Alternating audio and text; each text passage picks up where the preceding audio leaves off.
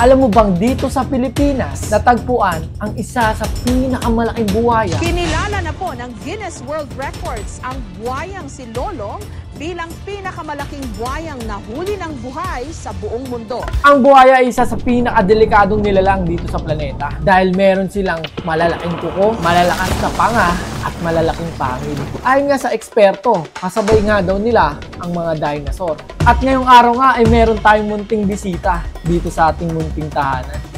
Ang Philippine crocodile skink. Yo, what's up guys? Welcome back to my vlog. Last video natin ay nag-unboxing at rehoming tayo ng mga tarantula. Pero ngayong araw, meron tayong munting bisita. Ang Philippine crocodile skink. Ang Philippine crocodile skink ay endemic lang sa Pilipinas. Alam nyo ba kung saan sila madalas makita? Sa mabato, mossy, at malapit sa ilog. Yan ang habitat na gustong gusto nila. Kung mapapansin nyo guys, hawig na hawig niya ang isang crocodile dahil sa kanyang matutulis na likod, matatalim na kuko. Ito nga palang crocodile skink na to ay na-rescue natin sa ating tropa dahil ito daw ay napanalulan niya daw sa raffle. Hindi daw niya alam alagaan. Gusto ko man ilagay siya sa wild o pakawalan, hindi ko alam kung kaya niya pa mabuhay. Habang nasa atin to, alagaan natin tapos isurrender natin sa kinaukulan. Dito ay tagumpay ko nang nagawa ang kanyang enclosure. Kaso nga lang, may dumating na problema. So yun guys, may butas talaga. Hindi ko talaga kayang ayusin. Hindi talaga kasi ako gumagawa ng mga ganito. Kaya naisip ko na lang bumili ng aquarium. Tapos, ito na lang yung setupan natin. Ilang oras din bago ito matapos. At kung mapapansin nyo, sobrang daming kulang. Katulad ng mga aquatic plants, springtails, at kung anong-anong mga kailangan niya. So yun guys, natapos din ang ating enclosure. Ilang oras din ang inabot. At inabot nga rin tayo ng malakas na ulan. Kaya tayo natagalan. Lipat na natin tong Philippine crocodile skink dito sa bago niyang tirahan. Dahil first time ko tong gagawin, nakaramdam din ako ng takot. Pero bago ko siya ilapag, chinek ko muna ang ating bida. Wow, grabe, napakagandang nilalang. Kung tititigan mong mabuti, hawig niya si Godzilla at si Toothless. Ano kayang magandang ipangalan sa kanya? Kung may suggestion ka, i-comment mo lang sa baba. At nang ilalapag ko ito, nang biglang, wow.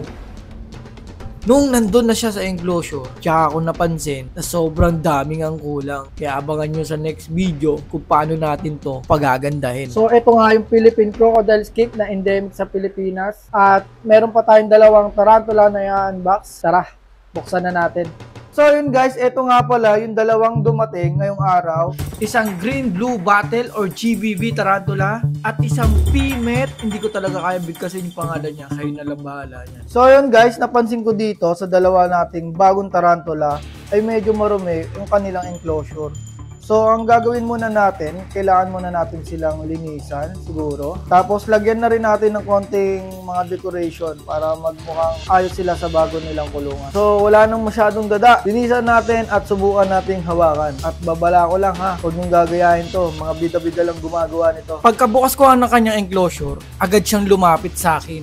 Na para bang tilang alam niya, nakukunin ko siya. Itong GBB natin ay hindi na tayo pinahirapan. Tignan nyo naman kung gaano siya aganda. Kung tititigan yung mabuti, mapapansin nyo sobrang orange ng kanyang body. Wow, ang ganda, di ba? At yung kanyang galamay is super blue. Ang ganda niya, no? Napakagandang nilalang.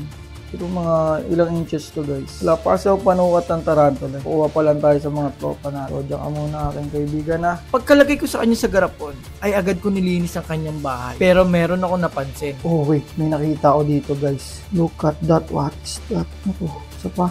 Yung kanyang pinagbalatan. Ito ang pinagbalatan ng tarantula. Tulad sa pagkakalam natin, hindi lang palang ahas ang may kaya nito. Meron ako napanood, ang sabi niya, pag daw nakita mo na nagmold, kailangan malinis mo na din agad yun kasi pwede daw yung kainin niya. Pinadali ko na ang paglilinis dahil di na ako makapaghintay. Bago natin siya ilipat dito sa enclosure, subukan muna natin siyang hawakan. Sana walang mangyaring masama. Sa puntong to, takot na takot talaga ako. Hindi ko lang pinapakita, baka lalo lang matrigger at bigla siyang matakot at mauwi sa aksidente. Pero kung mapapansin nyo, ang ating tarantula ay napakakalmado.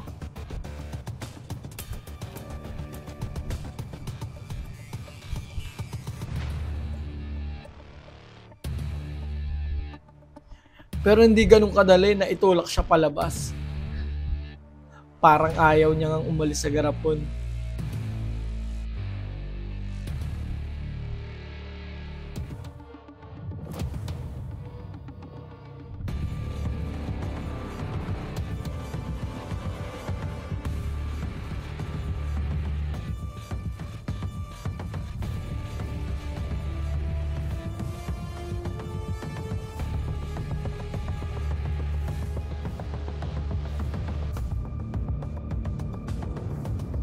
At nung nakita na niya yung bago niyang enclosure, ito yung mga sumunod na nangyari. Oh, tumalon. So yun guys, susubukan naman natin siyang pakainin kung kakain siya. Pagkalagay ko ng dubya ay hindi niya to pinansin. Feeling ko, nagpipremolt na siya. At dahil dyan, doon naman tayo sa pangalawang tarantula natin, ang pimit. Sa tingin ko dito, mahirapan tayo eh. Feeling ko lang parang agresibo tong pimit na to. Pero itong pimit na to, sa mga hindi nakakaalala, ito yung dati kong tarantula na ganun palang kaliit. Meron tayong video niyan. At ito na siya kalaki. Sa sobrang dumi ng kanyang enclosure, tinatamad ako linisin. Kunin muna natin siya bago natin linisin.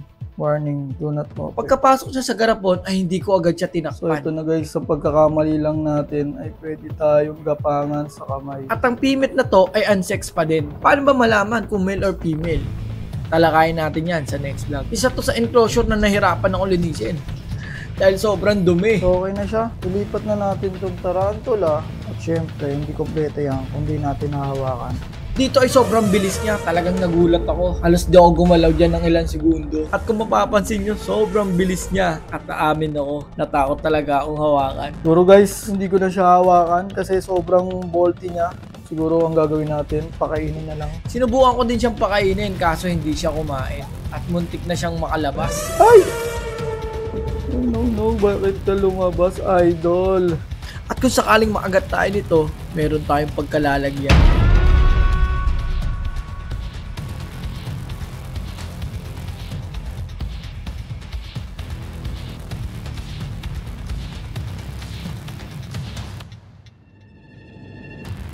Matapos ang ilang sandali, tagumpay tayong naipasok siya sa loob. Oh, nakahinga ako na maayos doon. Kailangan muna nilang maging komportable sa kanilang mga enclosure. At sa wakas natapos na din yung ating enclosure. Ito yung unboxing natin. Ang Philippine Crocodile Skink. At ang dalawa nating tarantula, yung pimit at yung GBB.